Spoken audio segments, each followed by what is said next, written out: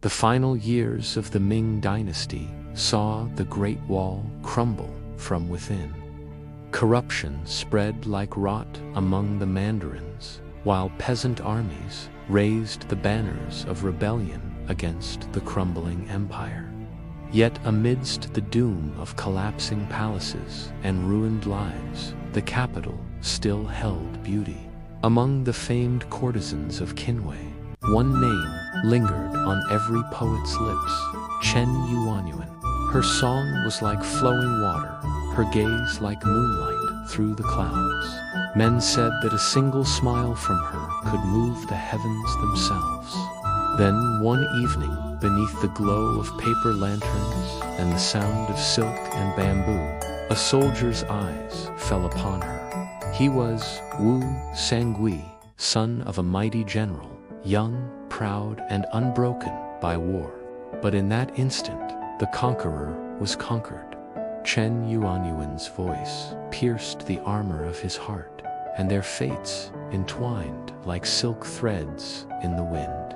Wu Sangui, the soldier who could tame a wild horse, swore to win her heart. He showered her with jewels and fine garments, while she listened with a faint smile, her own thoughts hidden behind the curtain of her fan. When the first blush of dawn touched the window, he followed her carriage home, his heart soaring like a kite in the wind. He did not care for the battles that raged across China, nor the dying embers of an ancient dynasty. For how could he think of duty when the moon of his desire shone so brightly before him? As the seasons turned, word spread of Wu Sangui's infatuation. Other soldiers, officials, even the emperor heard of Chen Yuanyuan, the courtesan who had captured the heart of a rising star. Some sneered, some envied, but none understood the depth of his devotion. And she, the dancer of Qinwei, looked out from her painted windows, watching the young general ride across the courtyards. Would his fiery spirit be her salvation or her damnation? Only time would tell. One day, a shadow fell across the garden. A servant girl hurried towards Yuanyuan, her face pale as death. Miss, the master has returned from the front. A shadow crossed Yuanyuan's face. Has he brought victory? She asked faintly. The servant shook her head. The rebels grow bolder, she whispered. They are but a hair's breadth from the city walls. Yuanyuan felt a chill. She knew that war had come to the doorstep of the capital. She could hear the rumble of cannons shaking the very foundations of the city. How long could this paradise last? That night, beneath the silver glow of the moon, Wu Sangui stood before her. His armor was discarded, revealing the handsome face of a young warrior. But his eyes were grim, his brow furrowed with worry. Yuanyuan, he began, his voice grave. I must speak frankly with you. Li Zikeng is at our gates. Soon I must take up my sword and defend the city. Yuanyuan's heart skipped a beat. Was this the end of their idol? The thought sent a chill through her. Will you leave me then? She whispered, her eyes downcast. Wu Sangui's face softened. Never, he said, taking her hand. When the drums of war are silent, I will take you far away. We shall sail the rivers of Jiangnan and live a life untouched by chaos.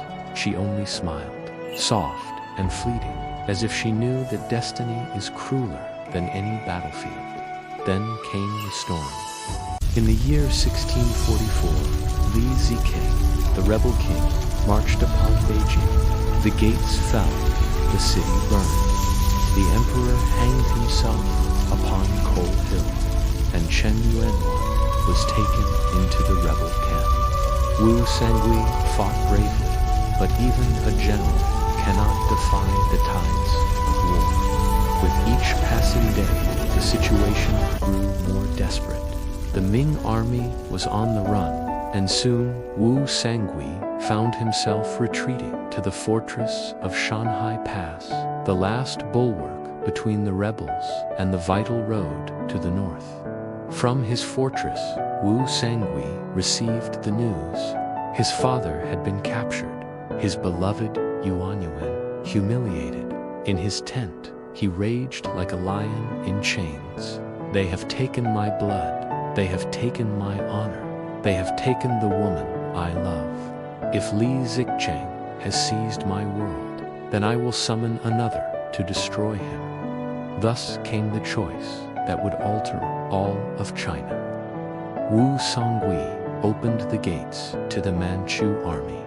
One man's fury became the fall of a dynasty.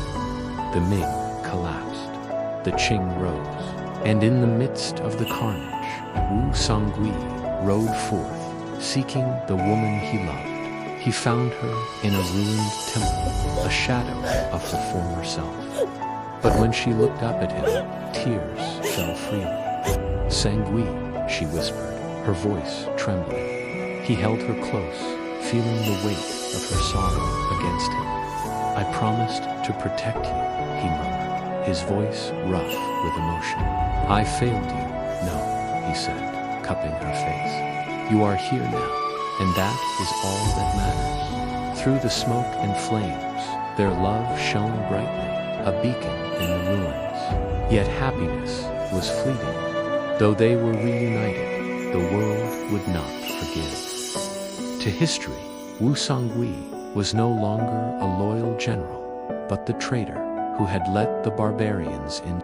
And Yuanyuan's, the jewel of Qinwei, became the symbol of a dynasty's downfall. Some whispered that she bore a son to Wu Sangui, a living testament to their doomed love. Others claimed that she spent her final years in quiet sorrow, hidden from the world. Whatever the truth, her story faded into legend. Still, the tale is told of a soldier who chose love above empire, of a beauty who carried the weight of a nation's ruin. One man's wrath opened the gates of China. One woman's smile toppled a kingdom, and together their names echo in history, a love story written in blood, sorrow, and song. So ends our tale today, the story of Wu Sangui and Chen Yuanyuan, a love born amidst the ashes of a dying empire.